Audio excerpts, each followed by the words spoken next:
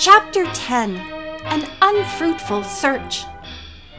Nancy Drew's presence in the mansion had a wholesome effect upon the Turnbull sisters, for soon after her arrival they became more cheerful. Florette announced that she felt a great deal better and insisted upon getting up and dressing. To the surprise of her sister, she appeared most cheerful when she came downstairs for luncheon. "Tell me, does this house have any particular history?" Nancy questioned, as the three sat at the table. "Oh, yes, indeed," Rosemary responded proudly. "It was built in the early days when stone houses were out of the ordinary. Of course, the mansion has been remodeled many times, but the original walls still stand. The property has never passed from the Turnbull family. To your knowledge, there are no secret panels or trapdoors in the house?" "I know of none. However, Florette and I never were interested in such things until recently, and I'll admit we haven't gone over the house carefully. It's possible something like that was built in when the house was remodeled in Civil War times. As a protective measure, you know." "Then, if you have no objection, I believe I'll have a look around and see if I can locate anything unusual." "Certainly," Rosemary assured her. "You're free to do anything you like, and we'll help all we can. Where will you start?" "I may as well begin in the attic and work down." "If you go up there, you'll need candles. It's very dark. You see, we've never had the house wired for electricity." Rosemary hurried to the kitchen and returned in a few minutes with half a dozen large tallow candles. Before concentrating her attention upon the attic, Nancy made a preliminary survey of the entire mansion. The house consisted of 15 large rooms. On the first floor, in addition to the kitchen, butler's pantry, and dining room, there was a drawing room, a library, a sun parlor, and a reception hall. Directly beneath the first floor was the basement, which had been broken up into storerooms. The second floor was devoted to bedchambers. Rosemary explained that one wing of the house had been shut off for years, and this portion of the house at once aroused Nancy's interest. However, a casual survey of the rooms revealed nothing which would indicate that anyone had visited them in the last 6 years. A thick accumulation of dust was undisturbed. "We'll try the attic first," Nancy decided. "Later, I'll go over these other rooms more carefully." Single file, Nancy and the two ladies trudged up the narrow stairs leading to the attic. As Nancy opened a door at the head of the stairs, a gust of wind struck her candle and extinguished the flame. Quickly lighting it, she stepped into the attic. She glanced about curiously, flashing the light into every nook and corner. The attic appeared little different from others Nancy had visited. It was filled with pieces of discarded furniture. A tall highboy stood in one corner, a broken rocking chair in another, and boxes were piled everywhere. Systematically, Nancy poked into the boxes and went over the walls inch by inch. The latter had a hollow sound, but she was unable to find a spring which would open a panel. If the walls guarded a secret, they guarded it well. "I guess there's nothing here," Nancy admitted, after she had spent nearly an hour in the attic.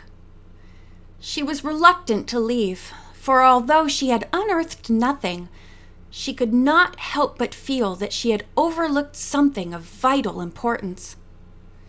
"I was afraid you wouldn't find anything," Rosemary commented, as she turned toward the stairs. "Now where?" "Shall we try the basement?" The three made their way cautiously down the stairs to the first floor and from there to the kitchen. As they descended into the dark cellar, an unpleasant, musty odor assailed their nostrils. A few minutes' search convinced Nancy that the basement was not worth bothering about. The floors and walls had been covered with cement and offered no possibility of a trap door. However, before returning to the first floor, she looked carefully about in the storerooms to make certain that no one was hiding there. Well, our search wasn't very well rewarded, Nancy admitted, after the three had returned to the kitchen. But I'm not ready to give up yet. I intend to have another look tomorrow. The investigation of the attic and the basement had taken the better part of the afternoon, and already shadows were beginning to lurk in the nooks and crannies. With the approach of night, the house seemed to take on a more formidable atmosphere. Dinner at the mansion was rather a strained, formal affair.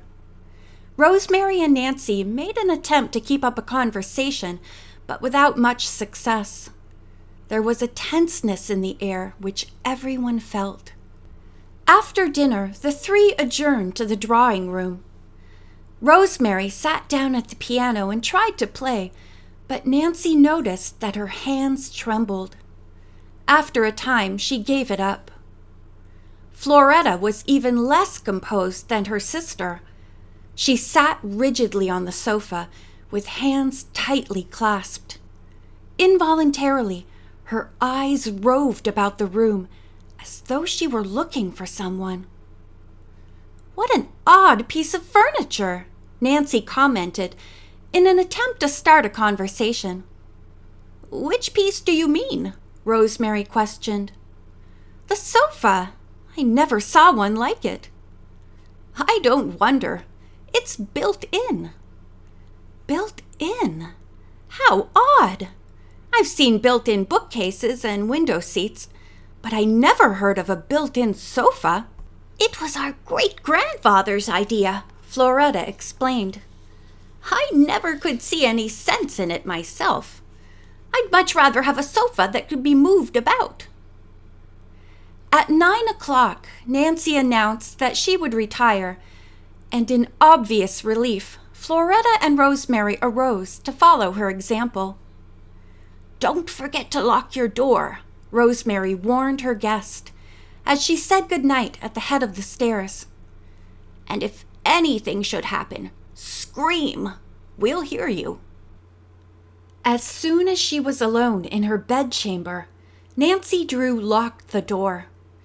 Then she made a hasty examination of the closet.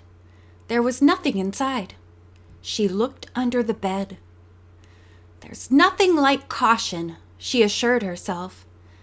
"I don't believe a ghost will get in here very easily, but just the same, I'll be prepared." Unlocking her traveling bag, she removed the revolver her father had given her and a flashlight she had thoughtfully included as part of her emergency equipment. Carefully loading the revolver, she placed it under her pillow. "There!" she exclaimed with satisfaction. "Any ghost that comes prowling about is apt to meet with a warm reception." With that, she sprang into bed. She did not intend to fall asleep at once, but before she knew it, she had dozed off. When she awoke, the sun was streaming in the bedroom window. With a start, Nancy Drew opened her eyes and glanced about the room. So far as she could tell, everything was exactly as she had left it. Hurriedly dressing, she went downstairs. Rosemary and Florette were there ahead of her, and breakfast was nearly ready. "Did you sleep well?" Rosemary asked her. "Like a log." "I scarcely shut my eyes all night." "But surely nothing happened to alarm you?" she asked. "No, I didn't hear a sound." After breakfast, Nancy once more began the task of investigating the walls of the various rooms in the hope of discovering a sliding panel. She spent the morning going over the downstairs rooms. She tapped the walls with a small hammer and even looked behind the heavy pictures. I'm certain there must be a secret opening in this house somewhere, she told herself. But it doesn't look as though I am going to find it very easily. In the afternoon, she devoted her attention to the bedrooms, but without success. That night, she again slept with the revolver under her pillow. The next day was a repetition of the one that had gone before. Nancy began to wonder if there really was a mystery connected with the old house. Can it be that Rosemary and Florette only imagine strange things that have been happening?